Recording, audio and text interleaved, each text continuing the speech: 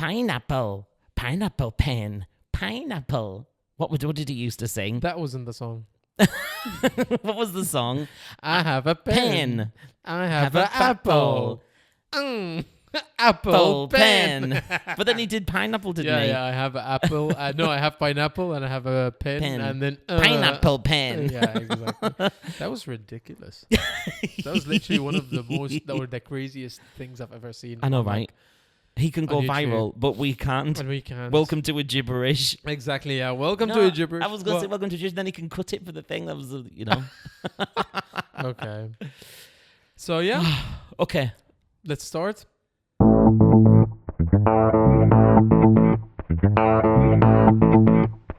Hello and welcome to the 10th episode of Gibberish. It's the 10th episode. Yeah, that's the 10th episode we made it. And to be honest, today we don't have anything like planned for the episode. We're just gonna it's just gonna be purely gibberish. I mean, we do have some things that we're going to talk about. Yeah. First thing is the pineapple and the ant. Are we really going to talk about that? We are. Do you know what? Honestly, right, I absolutely love finding trinkets and things for the house. Yeah. And I saw this pineapple and I fell in love with it. And I don't see it. It's actually on the top of the ward. What is it? Like the cupboard in the living room. And I don't see it enough. And we've been trying to think of what to put in the middle of this table for the last episode, because we are going to have a little change around for season 2, which is going to be coming at the beginning of April. But we do kind of always stress about what to put in the middle of the table. Sounds like, let's put the pineapple and the ant on the table. Yeah. And actually, I wanted to put the ant standing on the pineapple, so it looks like, it's unrealistically, because that's not an actual size of a pineapple, and that's not an actual size of an ant. That's the real size of a pineapple. Did you not get it bigger than that? I thought... No, that's about the size of a pineapple, that. But the cleaner has broken off some of the green leaves. I know, right? I know. Do you know how long it took me to find one that didn't have snapped leaves on the top? And now she's broken. Where did we get this from? Homes R Us? I think so, yeah. Yeah. We love this place because every time we go there, it's like you spend whatever you want to spend, and then you get half of what you spend for free. So you end up going in with a 2,000 dirham budget, and then you spend 4,500 and you come out with change. Yeah. So it's a really, really nice place. If you're in Dubai, definitely check Homes R Us. Do you know what? It's not paid sponsorship, but you can check it out. Yeah, absolutely. There's so many nice home places in Dubai. When we were setting up, when we were finding things to buy to put together for the house and stuff. Yeah. There's loads of places, but I always find that Dubai's so expensive. For even basic stuff. Back in the UK, you can get furniture really cheap. Yeah. This table here, it's just a wrought iron table with a glass top. And it costs us a fortune with the other coffee table. It was really expensive. But we got this on an offer, don't forget. We got this with the chair on an offer, with the swing chair. Yeah, but it was still expensive, though. I think it was... it was 3,000 or something, wasn't it? Both of them. So both of them were everything. We got this one, the big one, the other one that we have outside, and the swing chair for 3,500. Even so, when you're in the UK, you can go to B&M or whatever and get the same thing for 40 quid. Yeah. It's so cheap. I don't know why things are just so much more expensive in Dubai. For no reason. But anyway, I'm happy with my pineapple. We're still talking about the pineapple. Yeah, I love it so much. Who's ever seen a big glass pineapple before? It's lush. I mean, it looks really, really nice, yeah. I like having weird stuff in the house. And you as well, you've got some pictures in the house as well. You might have seen in our episode 1, the pilot. Yeah, the pilot. Which didn't last very long. Yeah, the location, you mean? I just had this view of us doing this podcast and sitting on the sofa, and it being really relaxed, and we have the nice pictures in the background. And then when we actually saw it on screen, we were just that is dreadful. Yeah. It looked really bad. It's on YouTube. You can go and check it out. Go and check out episode 1 if you haven't seen it. But I think that's good because we're seeing a progression for our podcast. And even though this is only our 10th episode, we've made changes with the microphones and what we've done with the chairs and setting up. And season 2 is going to be different as well. We're going to have a little bit of a different setup. Yeah. And I can't wait to start having guests on as well. Yeah. So season 2, we're going to be having some guests. We're going to be talking about things like what it's like living in Dubai, having different jobs in Dubai, what life is like here, and then comparing it back to our home countries as well. Yeah. So we're going to have a lot of different guests on all the way from the UK, from France, from Russia. It's going to be really, really cool. So we hope that you join us for that. But we are going to take a short break after this episode. But we're just excited and really, I'm quite proud of ourselves actually that we did this for 10 episodes. Yeah. It was a lovely journey, to be honest. Yeah. I'll be honest with you though, Barry's always the one pushing me. Oh my god, it wasn't for me. Like, we literally wouldn't have like 2 episodes out if it wasn't for me. Like, I'm always like, okay, like we need to record, we need to do this, we need to do that. And he's like, and even the whole new setup and everything was my idea as well. Like, you also didn't want to do that at first, but now I think you're coming, like, you know. Yeah, we can put some nice things on the wall. We did put some like acoustic proofing on the wall because I also use this studio for like singing and stuff, so we needed to do that. But I think it's gonna be nice. I just don't know what to do with this dirty great big tree. Do we keep the tree? My sister-in-law, she said, like, if we're not gonna keep it in the podcast, she wants it. So we'll bring it to us. We'll bring it to her with Egypt. Yeah, exactly. We'll put it in the bag. Yeah.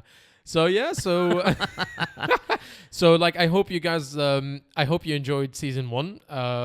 We are definitely gonna take a break. It's not gonna be a short break. It's gonna be a long break because like I'm gonna be in Egypt till the 11th of April, and then I think though we should do a special podcast edition in Egypt. Right, I'm really pushing for this. Yeah. It's not gonna be of the same caliber. Yeah. But I think even if we just do like an episode, even if we can't film it, we'll just do like an episode like with our phones or something. My friend started a podcast years ago, and he was just using his phone and they edited it on his phone. And the sound quality wasn't amazing, but it was still fun to see. And I think we could do a one-off one. No? I was talking to my brother about like doing that, but the thing is that he doesn't have the microphone and everything. But like he said, he will try to make something up. So we'll find a way. We'll try to figure it out. Like, maybe we'll come out with like an Egypt special or something like that. Egypt is a special edition episode. Except we won't be getting out of Minis and Alfa Romeos. We'll be getting out the back of like some kind of Hyundai Matrix. Is that what your dad's got? A Hyundai Matrix? Yes. Do you remember? I thought for some reason, they're horrible cars. Yeah. Me and my friend, we hired a car when we were in Spain donkeys years ago, and we hated it so much. Right, we literally had it for 20 minutes, and she took it back to the hire car place, fake crying in loads of tears. This is Lisa. Fake crying in loads of tears, going, it's just too big, I just can't drive it, I hate it. Actually, it's not that big. No, it's not. But she said it was, because we were thinking, how can we get rid of this? They're like, it's the only car that we've got. And we were like, no, this is an awful, awful car. And we were hiring it for like 3 months or something. So she literally went back half an hour later crying in tears, like, it's just too big, I can't drive it. And they were like, okay, well, we'll find you something. And we ended up with something way nicer. I mean, the reason why my dad bought this car is because like we were moving a lot. So like really this car at the back, like you can get a lot of space like to put stuff in the car and stuff like that. So that's the reason why he bought this car, because we were moving a lot. Like growing up, we had like more than one house, and we had like a beach house and stuff like that. So we were moving between these houses. Like it was a tradition for us every summer that we go to the other house. So we would move everything with us. So yeah. Does it have 3 seats in the front? 2. Yeah. Right, I'm confused. Okay, there's only one car that's worse than a Hyundai Matrix. Yeah. And that's the Fiat Multipla. Did you ever see the Fiat Multipla? Okay, here's a picture of it right here. It's the ugliest car you've ever seen. Yeah. It's got these googly eye lights, and then there's 3 seats in the front. Yeah. 3 seats for a car. It's really weird, but it's so ugly. Wasn't that all the cars back in the time? Like I think all the cars always used to have like a sofa. When I used to watch but you're talking like the 1960s. Seinfeld, like when I watch Seinfeld and stuff like that, and they have the cars and everything, and Friends, even when they have the cars and stuff like that, they always used to have like this long sofa. Yeah, I don't think they're real cars though, right? I don't know. I thought it was real. In the 50s and the 60s, they did. Like they literally had like a sofa for the front seat, and the driver and the 2 passengers all sat on the same seat, and it was like a stick shift like this. Yeah. But I don't think there's anything uglier than the Fiat Multipla. The Hyundai Matrix is a close second. Yeah. Did you ever see the Nissan Cube? Then it's called Qashqai, I think, or something like that. No, it's a Nissan Cube. That's what it's called. And it's literally a cube with wheels. Oh, no, I haven't. You've never seen it? One. Oh my God, that is so ugly as well. No. You're pretty lucky in but Egypt to not get there these is another Nissan as well that is super ugly. I think it's called Qashqai, I think. I don't think the Qashqai is that ugly. It's like, it's a weird No, it's not shape. The Qashqai. It's the Nissan... I can't remember. But I know which one you mean. It's got like a bubbly back. Yes, back. Yeah. It's so weird. Like I had one of my friends, he's like, oh my God, this is my dream car. I was like, really? You really like this car? And he's like, yeah, I've really dreamed to have this car one day. And I was like, it's a Nissan Duke. Maybe, That's what it's called. Maybe, it's a Duke, yeah. But like, I don't like this car at all. What's the favourite car you've ever owned? Owned? Yeah. I mean, like I'll have to say the Polo. This is my favorite car. Like, it's not my favorite car. It was actually it was a junk car, but it's my first car, and I really loved it. But then we had the same car though, because I had a Volkswagen Polo as my first car as well. Yeah. Like that was my it first the coupe? car. It had like the flat back, and then you opened up the back, but it was like one massive piece of glass. Yes, I got these amazing speakers fitted into my parcel shelf as well. Yeah. It was good to tune it. Like this was a car, like it's easy to be tuned. But like if I'm gonna be really talking about like my favorite car that I've owned so far, it's my current car. I love this car. Like I can't just like it's just my favorite car, and I love this car, and I will love this car forever. So I have a Mini Cooper JCW kit, and it's just beautiful. It is. I really like getting in it. Yeah. It's just as soon as you close the door, you just like feel like the luxury. I used to have a Mini Cooper Sport back in the UK, and I absolutely loved my Mini Cooper Sport. But yours is just, it's got the power as well. Mine was I think mine was like a 1.4, but it was still pretty fast. But yours is just like scary fast. And I actually like the fact that it's a new car. Like my car is like 2022, but at the same time, it doesn't have the new buttons on the steering wheel, because the new buttons are like flat. And I don't like the flat buttons. I like the actual buttons that they had. So like I have like a mix of every good thing that Mini Cooper ever did. I think they should have kept one car. I think they should have kept the analog though. Because like having the big screen in the middle with the actual analog needles. No. I didn't like that. I like this screen that I have. No, because like but you know what? I would understand it, especially in my car, because I have this other like screen that comes off. So this is actually a digital one. Yeah. So now I have two digital ones, like it doesn't make any sense that I have two digital like displays. Yeah. So like I would understand in my car specifically if they had one like that is analog and the other one is digital, but I just like the original design, just having the speedometer in the middle with the big needle. I thought that was really cool. They still kept the dashboard with the circuit in the middle, but I just thought it would be really cool if they could go back to the analog bits. Yeah. And we went to have a look at the new Minis recently. You love them. I love them. I'm not a great fan. I'm going to be honest. I think this is the one model where they've kind of gone backwards for me, and I didn't really like it. To be honest with you, like if we're talking about the interior, like it's not the best. When we're talking about Mini Cooper, it's very reduced. Yeah, like it's very minimalist. Yeah, like it's just. But I like the fact of the new technology that they have in the car. Oh, the technology is amazing. Really good. The 360 camera that you have, and then like what else? Like the seats give you massage. The big screen in the middle, I like the technology that came with it. Also, you have a camera inside the car. You can turn on the AC and the car with an app before you go to the car. And Tesla. No, but how helpful that is, especially in Dubai in the summer. Yeah. Like before I go to work, like maybe 10 minutes, I turn on the car, I turn on the AC. So by the time I'm there, like everything is cold and, like it's beautiful. So like I love the technology that they put into it, but like it was just... I went to the Mini Cooper like dealership, and I wanted to to switch the cars and stuff like that, and they give me such a bad deal for my car. This is a problem with cars in Dubai. Like I know people go, "Oh, these cars hold the value more than what these cars do," but like literally I've never seen cars depreciate as quickly as what they do here. Yeah. Like I've been able to, like I've had a HP before in the past for like 5 years, and when you get to the middle points, like 2.5 years, you're always kind of guaranteed that you can get rid of the car with no negative equity. Yeah. But like over here, I'm still like 25,000 dirhams of negative equity, and I've had the car nearly 3 years. Yeah. And it's like it doesn't seem to correlate like anywhere else where I've lived, being able to sell the car again. Like it's so hard. Because when you come to Dubai, first of all, I mean, you absolutely need a car. Unless you live on a metro line, you're going to spend a fortune in taxis. That's so true. And so for me, I was like, first of all, when I first came to Dubai, I had my friend Chris, and he used to take me to work and from work all the time. Yeah. You had a car. Yeah. So you always used to take us out and about. No, but do you remember what also I used to do? Because I was a cabin crew when we first met. So I would go on a trip and you would come and take my car for like the 2-3 days that I'm not in Dubai. I was like, you're not using your car. Where'd you get your car from? You would literally have my car for like 2-3 days, and then I come back and I'm like, I can't remember that my fuel level was that low.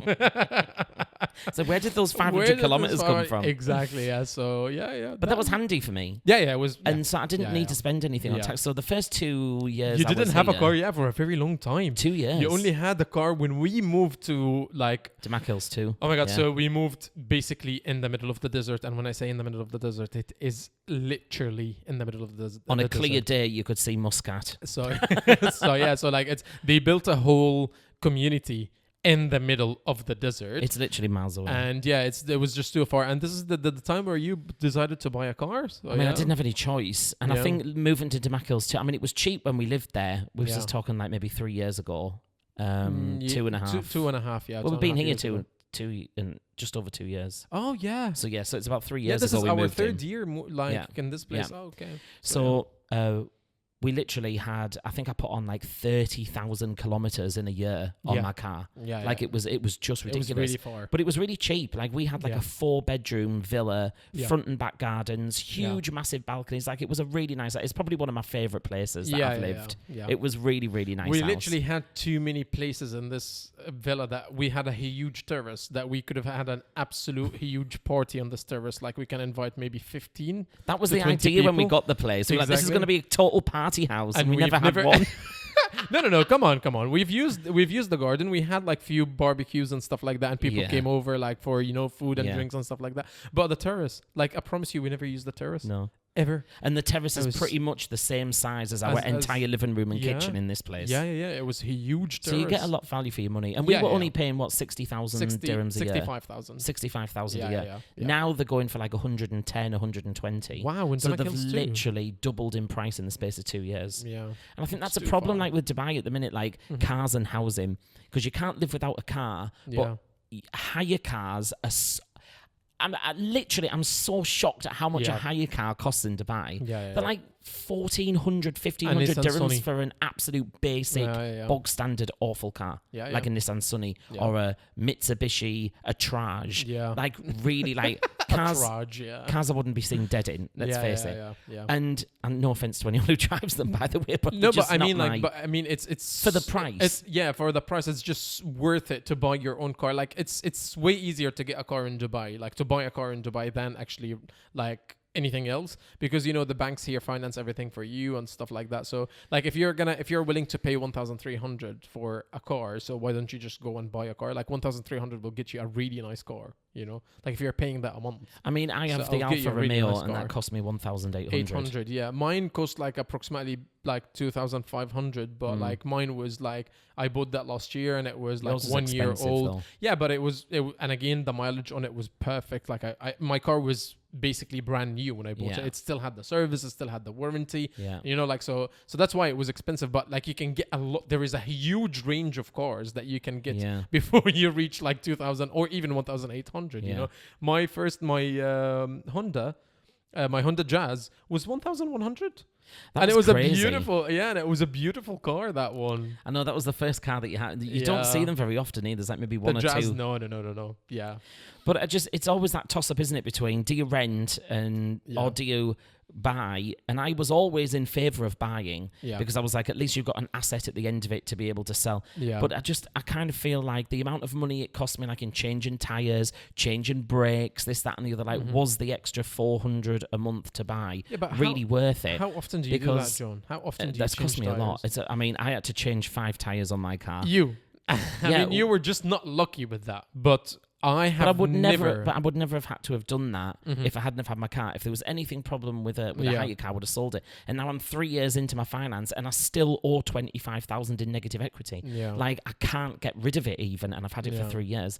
So for me, because now my car's coming out of warranty, like I don't want it anymore, but I literally can't afford 20,000 dirhams to put towards the negative equity. Then I've got to save a deposit to put on a new car, and it's just like I'm just stuck with it. Like I'm stuck with it. Whereas at least if I'd have rented a car, because I know what you were saying in the beginning was, at least you can sell it and make a little bit of money. But I'm not going to be able to do that for at least 2 years now. So, I'm just stuck with this car. So a rental car for me, I think, would have been better, to be honest. I think it's an individual case because of, like, again, your car. Like, it's just the Alfa Romeos, they don't have the market here in Dubai. That's it. Like, but I know, but even yours though, like even your Mini, like what they offered you. I literally, but this is the Mini garage. Like, they offered me that because, and they even. You should get a better quote from the Mini garage. And actually, they also told me stuff there. Like, I didn't appreciate what they did with me because they told me, oh, the car has this and the car has that, and it's out of warranty and this and that. And then I called the service center. They were like, no, it is still within warranty. People always trying to take advantage of you, I know, especially when it comes to cars. What are you talking about? Like, you know, so I didn't really appreciate the whole experience that I had there. But if I want to sell my car like by myself, if I'm just gonna go put it out for sale, I think I'll get good money for it. I know, but there's I paid, and Debizzle is so expensive. Yeah. It cost me like 500 dirhams to put my car up for sale for a whole month. Yeah. I didn't even get one phone call on it. So, you know, even selling your car costs a fortune. Yeah. So I don't know. Anyway, but you said we had the first cars, didn't we? That we had the same, the Polo. Yeah. What other cars have you owned? So I had the Polo, and then I had the Jazz, the Honda Jazz. Is that all the cars you've had? Yeah. Oh, Polo, really? Honda Jazz, and then the Ford. Oh, that was horrible. The Ford Escort Mondeo. That was the worst car I've ever had in my entire life. It was a situation. So basically, after I lift cabin crew on an unannounced event. You know, like I was just sat there on the sofa one day, and then I got an email. I checked the email. It was like, "Thank you so much for your services for the 3 years with Emirates, but we are not renewing your contract." I've never got a call from my manager. I've never got a call from the company. I've never got anything. Like, I didn't know. I was literally chilling because I had like the next flight. You were flying the following day. Even my schedule for the next month was out, and everything was absolutely normal. And I was just going to Canada for the next day. So I was just like sat there, and all of a sudden I look at my phone, and that was the email that I got, and I was like, what? So that was a bit of a shock. It's an awful way to be let go, to be honest with you. It was like not after the giving best like way your life and soul to a company for 3 years, and then all of a sudden you just get an email saying you're no longer employed by us. The rest of your contract is being. No, they didn't do that. They just said like your contract is gonna finish on this day, and we're not gonna renew it. That's it.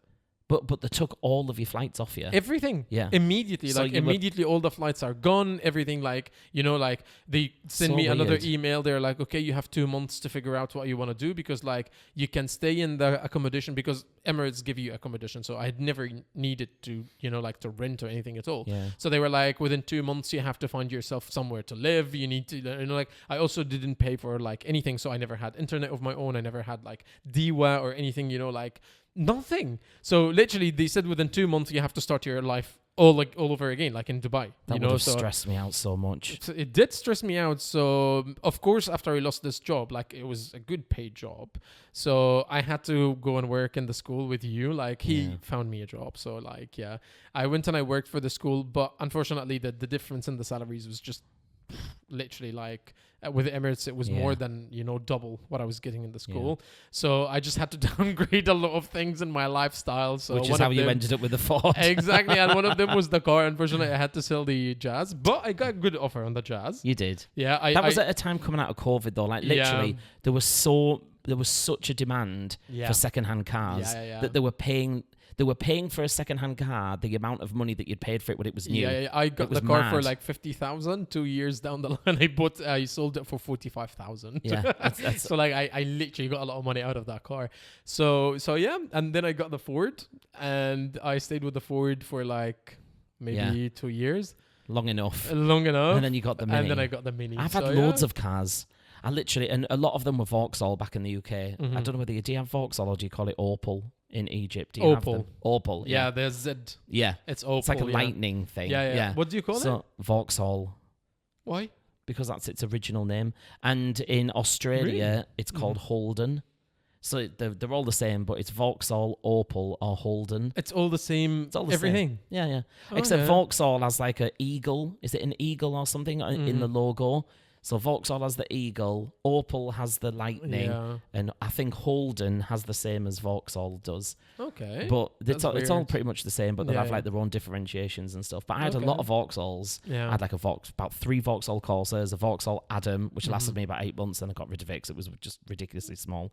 Okay. And where else did I have? I had the Mini Cooper Sport as well. Yeah. But when I was younger, my best friend, when I was like 17. You had a van? I had a van as well with John Andrews splattered all over it. it. Yes. I couldn't go anywhere without being noticed in that. Yeah. Up and down the A19 5 times a week, doing my gigs in a big van. Yeah, that's true. I had the white van. Yeah. That was a nightmare, that van. It was the worst thing I'd ever bought. There was like a sensor that kept going off, and the engine would just cut off in the middle of the motorway, and I'd be like, power steering gone. Like there were times where I nearly died in that van. Like it wasn't even funny. Oh my God. And they could never find a problem with it. Yeah. At least that's what my next door neighbour said, who was the mechanic who I trusted to do it. I think he was ripping me off, mind. I'm sure. But yeah, so I've had loads of different cars, but my favourite one was probably my Mini as well. Again, I loved my Mini. Yeah, Minis are just have something about them that is just so cozy, and it's just like, you know, when my mom came, so like basically growing up, we like for my mom specifically, she only like had one car in her life, which is the Matrix. Okay, so she loves this car. How long have they had it for? Oh, 2007. Oh my God. I know. And still the same car till today, by the way. We don't, can I just say, we don't have old cars in the UK anymore, right? Because the government back in 2005 or something, they did like a car scrappage scheme. So what they would do is they would pay you up to £2,000 to get rid of your old car. Yeah. So loads of, like literally hundreds of thousands of old cars just disappeared off the road.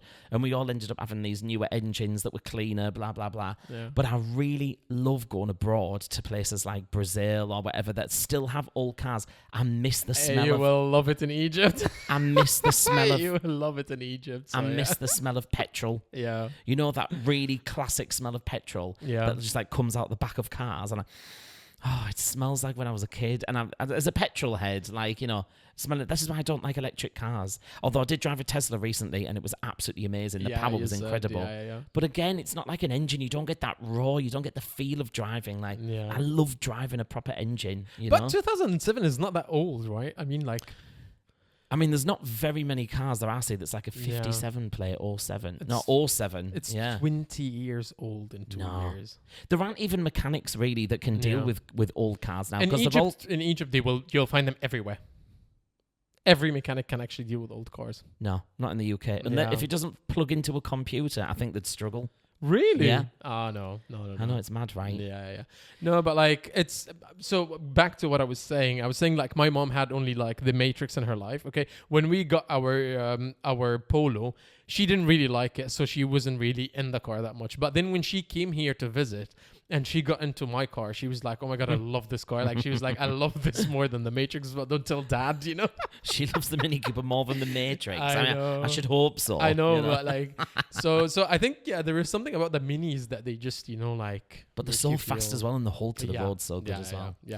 Anyway, I'm not going to talk about my Alfa Romeo because I've had more problems than where I have had pleasure with it. Actually, there is one thing that I wanted to ask you about. Like, let's just go out of the cars now and all these. I know that was such an unexpected conversation to talk about cars. Yeah, exactly. But I do like cars. Yeah. And I love watching Top Gear. And when Top Gear changed, I was very disappointed.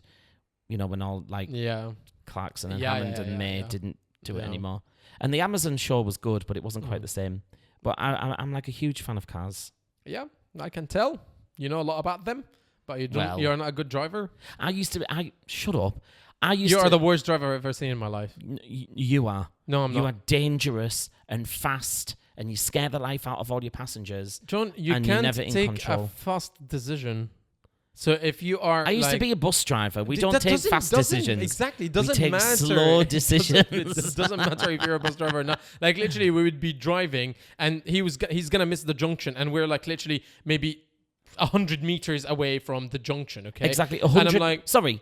Just what you've said is exactly. We're 100 meters away from a junction at 120 kilometers an hour, and you're expecting me to cut over 2 lanes of traffic over the yellow hatched lines to not miss the junction. No, but sometimes it's illegal and it's dangerous. I know, but sometimes you have enough time to be there. Like if you slow down a little bit and this and that, but like I feel like you kind of freeze, and you're like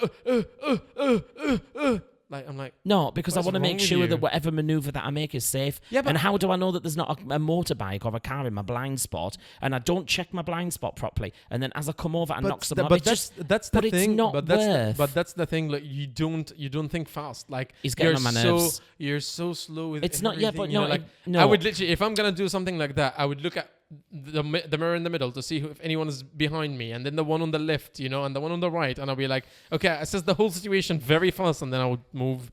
But I don't think that you have this. And one day you'll kill someone because you didn't check properly.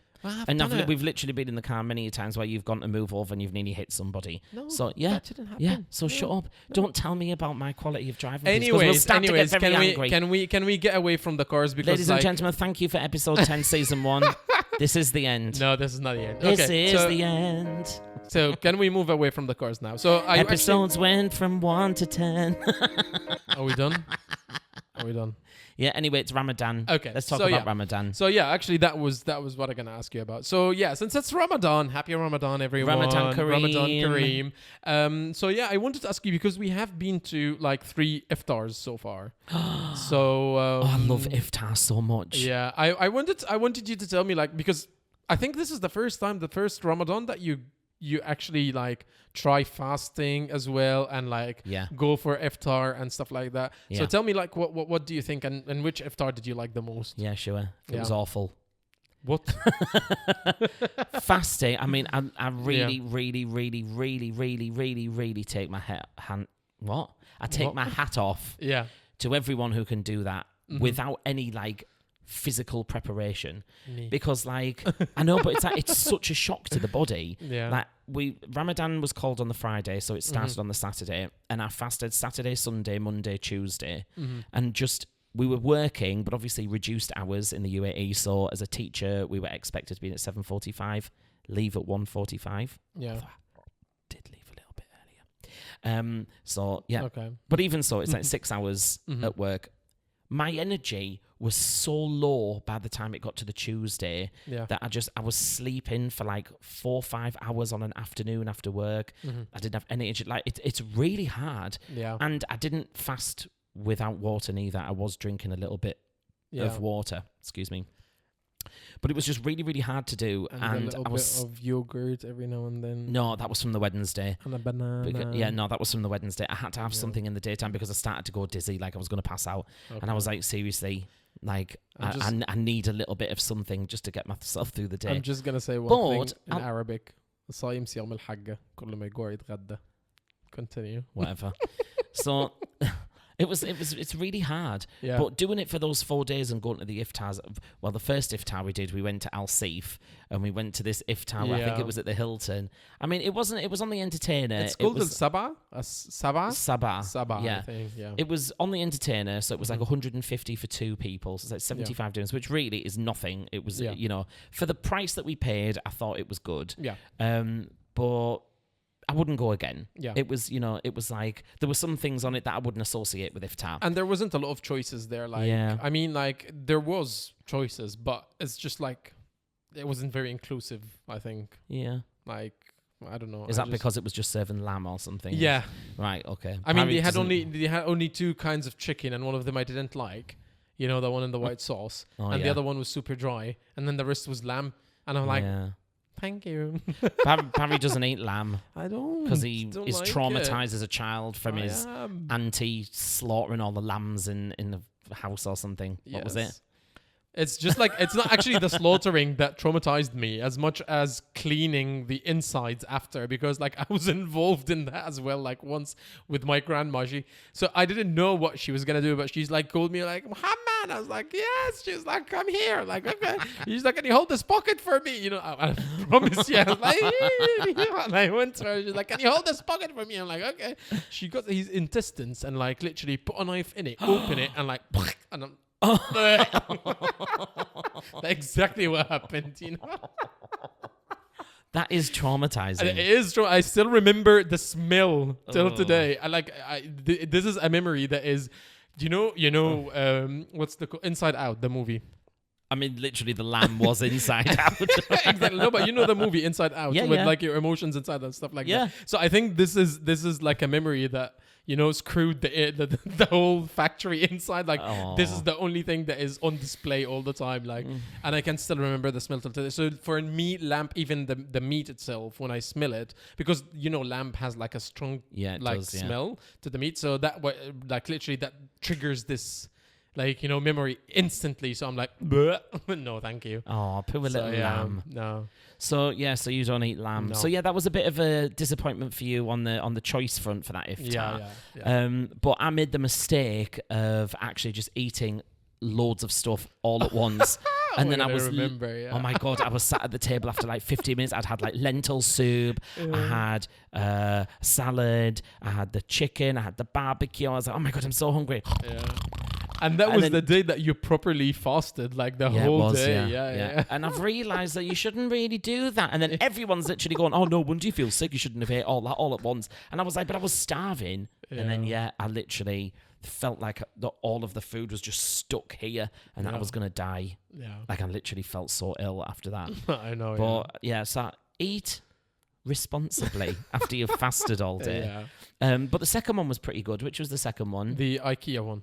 Oh, yes. We went to IKEA for Iftar. That was good as well for the price. Yeah. I thought that was pretty good. I think it was also like 75 or 79 dirhams. If you're IKEA family. Yeah. So IKEA family, you have 79 dirhams. And that was pretty good. There was like a really good salad. Yeah. There was like steak. There was the uzi. And the choices were more as well. Like you had 2 or 3 kinds of chicken. Kebab, different chickens. You had different. There was a curry. Beefs, and a curry. Yeah. So there was some really nice stuff at IKEA. Yeah. I was surprised. Because we know IKEA does good food anyway. Yeah. Like, I like IKEA food. It's good. Yeah. And it's really good value. But like the Iftar was really nice. It was a really good effort. So well done IKEA. We'll be back. And they had something for the dessert, which is umali. Umali, yes. Oh, this is so good. This is like... It's nothing like it, but it gives me the feeling of like when we have rice pudding at home with a bit of jam in and you mix it up and it's in the winter and you eat it and you're like, oh my God, I feel so homely. That's how it made me feel inside, although it's a completely different dish. It's a homely dish. Yeah.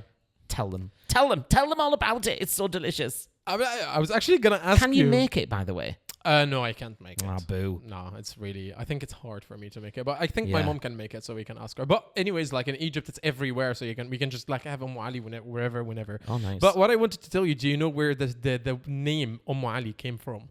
And where this dish came from? Like how was this... I have no idea. Okay, so are you ready for the story? And should we put a picture of what it's actually like as well, just so that people who don't know what this dessert is? Yeah, I mean, like anyone who's non-Arab might not know it, but everyone is Arab. Like when I say Ali, they definitely know. Yeah, but for... Yeah, there's not just Arab people watching this. No.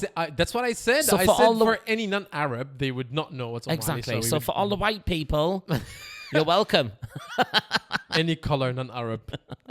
we are very inclusive here. Okay, anyone who's not Arab, that's what it looks like. Okay, so I'll tell you the story of of this dish and why it's called Ali. Go on, then. It's very funny. So during one of the eras in Egypt, it's called the Mamluki era, okay?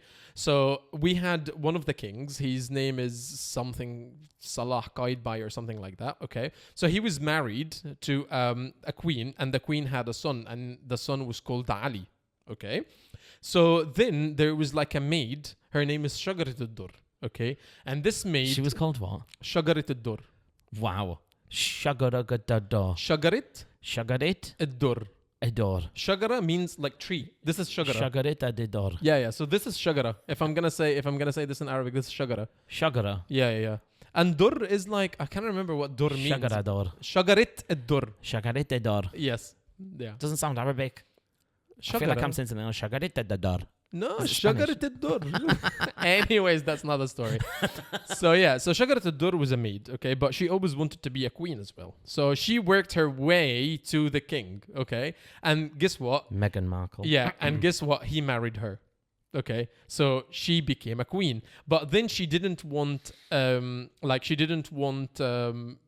and the other queen to be in her way. So what she did is that she locked both of them in a tower, okay? So she put her in a tower with her son and stuff like that, and she was always next to the king. And the king was like, so in love with her and this and that. However, the story goes that she actually killed him. Okay, right. So there's something happened, and she was in the plot of getting him killed with another guy that worked under them, and then she became the first queen of Egypt. Okay, at this time, of the Mamluki time, she was the first queen. Okay, then anyways, I think what happened is that this guy didn't like the way that she was treating him, or the guy who helped her to kill the king. He didn't like the way that she was dealing with him, or something like that. So she went and told everyone what she did to the king. So the people at the time, they didn't like it, so they went and they freed the other queen with her son Ali. Okay, and she went and asked everyone to throw her with like stones and like, slippers and stuff like that. And they kept on chasing her till she fell off like one of the like, I don't know, what do you call it? Like from the castle. Like she fell off from the castle. Okay. And she died. Shajarat ad-Durr died. So then the queen, she made this dessert and then she gave it to people. And the dessert was named after her, Ali. Ali means the mother of Ali. Right. So the word it's mother, and Ali is the mother of Ali. So basically it was celebrating. So basically it's celebrating, killing Shajarat ad-Durr. And that is the dish, Ali. That's pleasant. No, but I mean, it's a sad story, but the dessert is still very good. Yeah. Yeah. I'm culturally enriched by that story. Thanks very much. It's really nice. I'll never eat it the same again. No, but I mean, like it's a really nice story, to be honest. Like I think. Yeah. To know where the dessert, like a specific dessert, came from. Yeah. No. Yeah. Yeah, it is. Yeah. No. Third iftar. Because we've only done 3. Yeah, but like your third one is your favorite one. To be fair though, I mean, Ramadan's only been a week. And we've done 3 iftars. We've that's actually good. gone out. So that's pretty good. Yeah. Because all the other Ramadans that we've had here, we've only maybe done 1 iftar or 2 iftars in the whole of Ramadan. Yeah. So we're doing pretty well this time. Yeah. This one was called Cairo. What's it called, this one? Gourmet or something like that. Gourmet. Cairo Gourmet. Yeah. It's in Business Bay. No, it's not. It's on Sheikh Zayed Road. Yeah, but it's like opposite Business Bay though. It's like where the big Emirates offices are, where you go in for dinner and pay your holidays. No, I think it's opposite the V Hotel. No, it's further down than that. It's literally opposite that Emirates place where you had to go in and do your medical. We went past the V Hotel and went down. I know, but we came back. Will you just listen to me? Okay, whatever. I used to be a bus driver. I know my way around roads, right? You always have to put like he was a previous bus driver. I know, because I'm good with directions and I know where I'm. Okay, whatever. It was in Business Bay. It's not, but anyways. I'm the type of person, right, that you can take on holiday to a brand new city where you've never been before. Yeah. We'll go for a walk out and I'll be able to instantly get us back to the hotel without even looking at Google Maps. I am an inbuilt natural Google Maps and never get lost. This is the person that always takes the wrong junction. No, I don't. Yes, you do. I mean, driving in Dubai is different though, isn't it? You've got like 12, 13 lanes. Okay, it's Mr. Like, Bus Driver. Pick one immediately. Okay, Mr. Bus Driver, tell us. Yeah, but I'm just talking about like intuition. Yeah. Anyway, okay. You're getting on my nerves today. Get on nerves anyway, because you do the same to me. Cairo Gourmet. Yeah. It was very, very good. Yeah. It was like this Egyptian place. And normally, we've been for Egyptian breakfast before. I don't know what the place is called, which is also on Sheikh Zayed Road. Okay. Mm-hmm. It does have some cool stuff on the breakfast, but it's not really my type of breakfast. And I'm not a fan of falafel neither. So like for me, it's like, I'm very 50-50 when you say you want to go for Egyptian breakfast. Yeah. So I was a little bit apprehensive when you were like, let's go for Egyptian iftar. Yeah. But I was like, right, well, I best get my taste buds in order because I'm going to Egypt in 2 weeks. So like, let's give it a go. Oh my God. The food was so good. The salads were amazing. They had the uzi again, but I didn't really have the uzi, like the lamb with the rice. I didn't have it this time. But they had all of these like dishes that you and your mum had either told me about or had made in the past. But they were just like with their little twist. But it was so good, like the meat and they had like chicken with like olives in like a tomato sauce, which is really nice. Yeah. They had that stuff that you cooked, which is like the chicken and potatoes in like a casserole. Yeah. It was really tasty, and the desserts were really good as well. But the only thing I find like with Arab desserts is that like in Britain, we do have like our sweet stuff, like our sticky toffee pudding or chocolate fudge, but we'll have like apple crumble. Yeah. Over here, I find everything is just clattered with sugar and syrup. Yeah. Like all of the Arab sweets, I mean, they are tasty. You know, like the little pastry ones. And they put like pistachio. What are they called? This kunafa. No. Do you know when we went to the first iftar and they had it like in the tower next to the door? This is kunafa and goulash. It's not. Kunafa's like in a big tray that you cut up. No, but sometimes they do the kunafa like a small little thingies and then they put the pistachio in. And the other one was goulash. It doesn't taste like kunafa though. Kunafa's like cheesy with the brittle stuff on the top. These are like, it's like puff pastry wrapped in that. This is the goulash. Right, okay. Yeah. They're really, really nice. But it's just so, it sticks to your teeth. Like you're literally like... doing that like an hour later. That is so true. It's so sugary. So you don't seem to have anything that's like not very sugary. Do you know what I mean? Everything is like really super sweet. Yeah. So it's like when you go to a buffet, like I want to get my money's worth, and the desserts, like if they're really nice, but I couldn't finish. 2 pieces on that. Couldn't finish it. Yeah. But it was so good. So I really recommend you go to Cairo Gourmet. It was really, really tasty. Yeah. The only thing that I can't get away with, and I know for a fact that all you Egyptians watching this are going to be like, kill him. Okay. Molokhia. Kill him. I just don't understand how you don't like Molokhia. No. But look. I understand where you're coming from. The gooiness of the consistency of it. I do understand that. But like once you get through the consistency of the the soup itself, trust me, you will enjoy it. But yeah, I can't get away with it. I don't. Have you tried my mum's molokhia, or she haven't made it? No, she didn't make it. Okay, so we'll try my mum's molokhia. I Google translated her, and I said, it doesn't matter, even if Barry asks for it, don't make it. No. We'll do. I mean, we're gonna have the first iftar with them when we go back to Alexandria, because we're staying in Cairo for the first 2 nights, and then we're going to Alexandria. So the day that we go to Alexandria, we are going to have iftar, and it's definitely gonna have molokhia. No. So yeah. Anything but the molokhia. I mean, you don't have to eat it. It's not gonna be only molokhia. We will have a lot of stuff. What's the difference between molokhia and then that when you have to do your gold card for your car? Molkia. That's what it's called. I always get them mixed up. No, I'm just going to renew my molokhia for the car. No, this is molkia with a K, and this is molokhia with a kh. Molokhia. It sounds exactly the same. No, it's not. But I just remember getting really weird looks when I went to the RTA office, and I'm like, can I renew my molokhia, please? Exactly, because you say mulu. It's not mulu. It's molokhia. Mulu, then you go to molokhia. He's like, we don't do food here, Habibi. Go next door. It's molkia. Oh, right, okay. Yeah. And actually, in Egypt, you wouldn't say molkia. You would say milkia. Oh. You will say mil, not mul. Interesting. But here you will say mulkia. But then mulu, it's molokhia. Right, okay. Well, I know not to, ask for molokhia when I go and renew my car license. And there is one thing that you did like about the Arabic cuisine. Either it was in Sabah or in the... we had it in 3 places. One thing that we had it in all 3 places, and you loved it. What was it? Lentil soup. Yes. You see, the lentil soup in the first place, though, was really runny, and I didn't like it. Yeah, it wasn't the best one, yeah. Thick lentil soup is delicious with the bread things on the top and the lemon, squeezing the lemon juice in. Lentil soup's not been something that I've ever considered I would have or make. I don't really do anything with lentils. Yeah. But lentil soup over here is delicious. And my favourite lentil soup was when we lived in Damac Hills too. There's a little restaurant up there. And they did iftar buffet. Oh, yes. And their lentil soup was the best I've ever had. I remember this That place, was really tasty. You know what? Why don't we go have iftar there one day?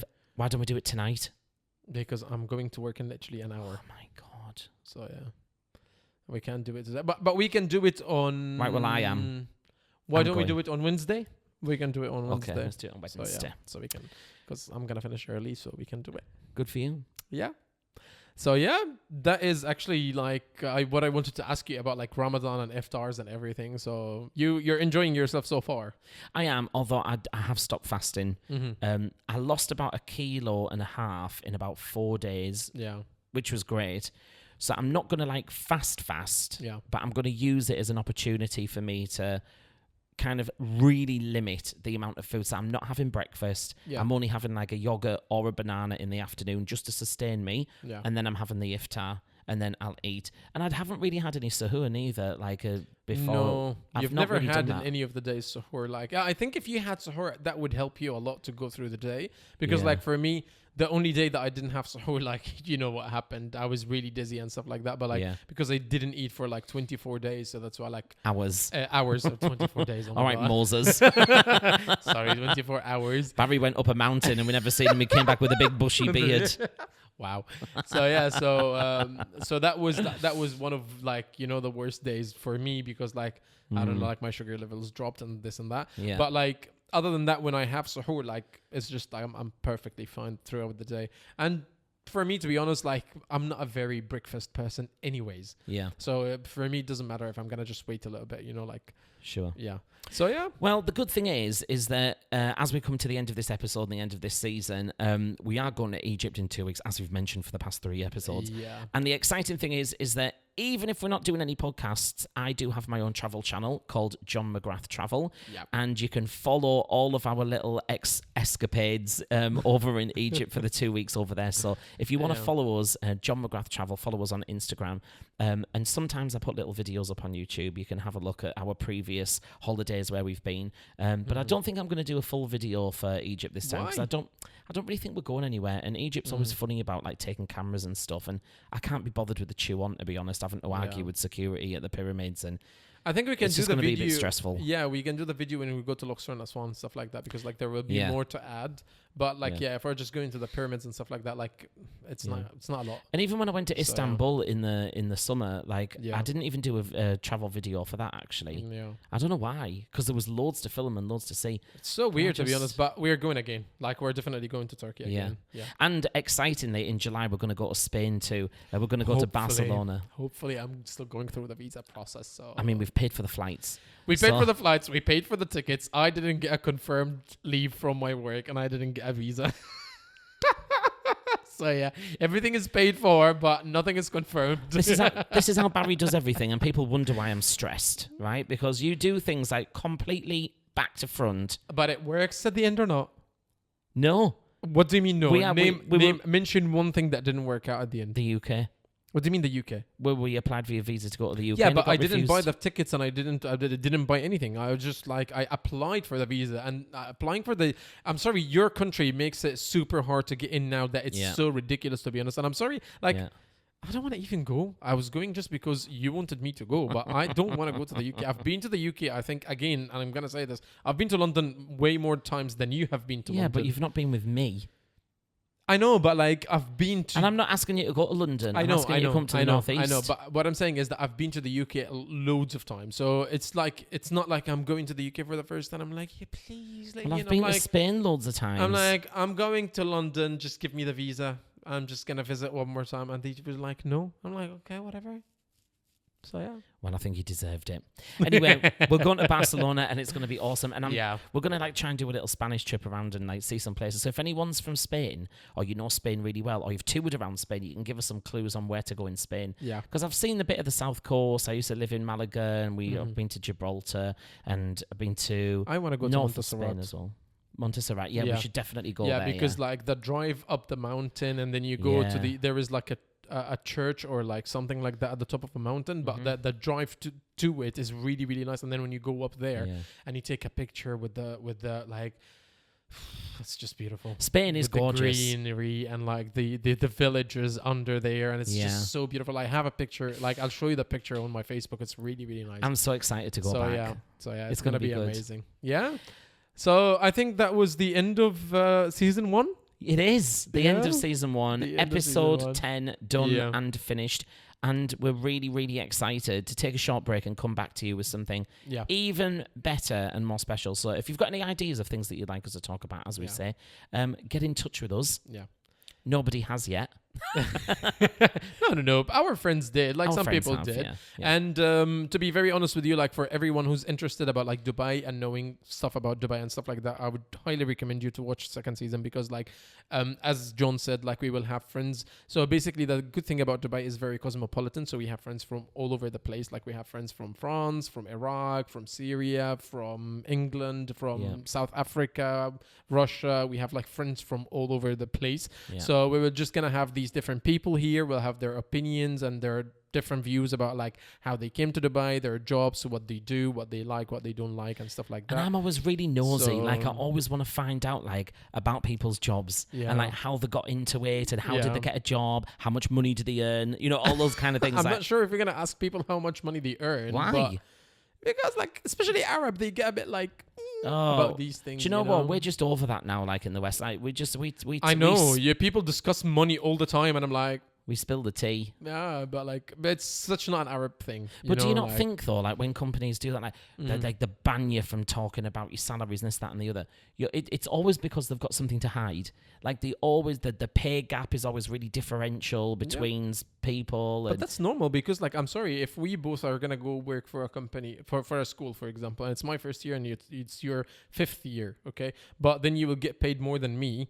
I'll just go and say, why is he getting paid more than me? So yeah, I know, but then there are some instances where that doesn't translate over, and you're just like, you're just being a little bit cheeky there. For him, it was the other way around. There was someone who just started teaching, and he was like 3 years in teaching, and the other person was getting paid more. So and but I mean that's why they don't exactly like because you get ripped off all the time, and they don't like people talking about it. Cheeky. Anyway, right, listen, thank you so much from both of us for joining us for these 10 episodes. We're really proud that we managed to get to the end of season 1, and we're even looking forward to season 2 even more. We've got a lot of stuff coming your way, a lot of plans. Yeah. So thank you very much for joining us. Thank you for watching, and we will see you. We might do a special episode. Well, we'll try to do the special episode in Egypt. A season 1 bonus episode of being in Egypt. It might not have video, but it will definitely be on the podcast. So if you're not following us on Apple Podcasts or Spotify, then go and search for us, Egyptish. Find us, download our episodes. I'll leave the links down below. So down below this video on YouTube, you'll find the links for Spotify, for Apple Podcast, for our TikTok, for our Instagram. Everything is going to be there. I have told you can't leave the links in the description. I just left it in the last episode. So really? Everything is there, yeah. Oh, good for you. Okay. I'm an old fart and I can't remember how to do anything. He literally doesn't know how to do anything. So, and he just keeps saying, "Oh no, it's impossible." I'm like, "Oh yeah, sure, it is impossible." I was on a boat trip yesterday, right, and I met some new people. Yeah. And I opened it. We were like, let's share Instagram. I was like, yeah, of course. Open it. I couldn't even remember how to find somebody on Instagram. I was like, where do I put your name again? John, do you know now that there is a QR code? You just scan the QR code and you get into I can't be bothered with that QR code. Someone did that with me for WhatsApp a couple of weeks ago, and he was like, I said, I'll add you on WhatsApp. What's your number? And he was like, just scan that. And exactly. I was like, huh? You still take numbers from people for WhatsApp? Yeah. Wow. Honestly, I feel like I'm such an old fart. And like these are like literally things that are like such small changes. But it makes life easier. I know, but it does make me think though, like, you know, when we say about our parents or our grandparents and we try and introduce them to technology and they're like, I just can't be done with that. It's just, and it's like, it's literally just like a phone. Like, but I understand it now because technology moves so quick and that there are some things that like... No, but I don't understand that. I would understand, like, for me, I feel like that when it comes to the new trends with TikTok and stuff like that and people doing weird dances and like the these weird videos on like TikTok, you know, like all these like nice looking, all these like dudes that they think that they are so handsome and all what they do is like, they have this song and they're go like... Cringe. I'm like, dude. Do you know where they were like... Exactly. I'm like, oh my God. And there's this guy, like literally that everyone is making fun of, like the one who's like, he does the heart sign and then his shirt comes up a little bit and then like, he's like, yeah. I'm like, dude, get a life. So this is when I feel like I'm old because I'm judging these people. I judge a lot on social media, to be honest, because I'm sorry. Yeah. But this is cringe. Cringe. AF. Yeah. Please. Yeah. Your employers, your friends, your girlfriends or your boyfriends in the future are going to see it, and it is just... Yeah. It makes me feel physically sick, some of them. I'm just like, you actually look like an absolute tool. Yeah. Stop. You know what? Stop. You know what was really, really one of the cringiest videos I've just seen on TikTok? Is it the one where it goes... Hi. Oh my God, yes. These ones that they always like try to make like they are characters, from a game and stuff like that. Yeah. Oh my God, like get a life. But that wasn't the worst. The worst one was like he was a part of like, the other community and he was wearing like a fox thingy, like a beastie thing, A furry. A furry, yeah. A furry person, and he was wearing like the tail and the ears and everything, and he was saying, and he was also talking like one of the characters, like one of like a cartoon character. It's just weird. I'm here to tell you that this is... It's weird. It's really weird. And you know what was the problem? The problem wasn't anything about this video apart from that he was maybe like 40 something years old. So I'm like, you're an old bloke wearing a tail. Excuse me, hang on. I turn 39 next week. And so I would prefer it if you didn't refer to people who were 40 as old. Thank you. I'm old. I'm 33 and I'm old. No, you're not old. I mean, like, you're not I'm old. not old, but like, I'm getting there. Anyway, listen. The point is, stop doing cringy stuff. Stop doing cringy stuff online, okay? Yeah. I got so excited and nearly knocked my microphone off. Stop doing cringy stuff online. Yeah. It's not big. It's not clever. You look like a fool. Yeah. Just do like a nice normal podcast like us. Yeah. And saying that though, there were some podcasts recently that I've watched, like, stop giving white boys microphones. Because honestly, like, some of the things that they come out with and things that they say, like, it's just... Oh, God. Wait. Do you remember the girl who said if you saved $1 one day in a year, you will end up with like $36,000? $36,000 or something. I'm like, dude, the math is not mathing at all. There is only 365 days. People have no clue. He's like, if you save $1 a day, you will end up after a year saving 3,650. I was like, and there's people literally on the other microphone going, oh, it's so good. Yeah, it's brilliant. Yeah, well done. It's like, oh my God. Embarrassing. Anyway, right, yeah. Stop making cringy TikToks and stop making cringy podcasts and we'll all be all right. People probably look at us and go, what are those losers talking about? I mean, we might be cringy, but we're old cringy. We're like an old fart cringy, but like, we're not old like... we're not telling dad jokes here. We can. I do like some good dad jokes. But we are not. Anyway, listen. We're better than that. We have come to the end. No, So, I've got to... No, dad jokes are some of the best jokes. No. Yes, they are. Anyways. Anyway, we'll do a whole episode on that in season 2 just on dad jokes, just for you. Okay. Right. Thank you very much for watching. Yeah. We will see you very shortly. Until then, bye. Bye.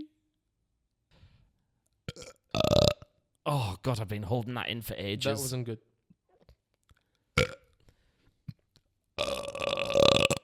That was a Bruce Bogtrotter burp, that. I think I threw up a little bit in my mouth.